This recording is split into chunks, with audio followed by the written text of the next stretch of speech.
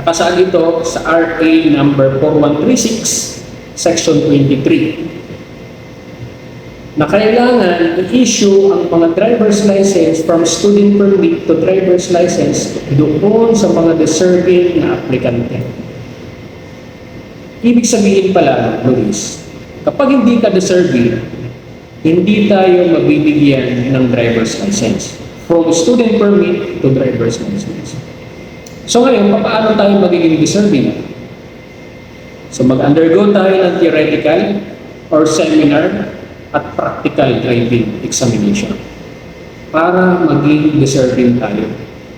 Kasi ang pagiging deserving daw na driver, ibig sabihin nun, meron kang sufficient na driving skills, no? Knowledge natin sa road safety, lalong-lalo na sa usaping road courtesy.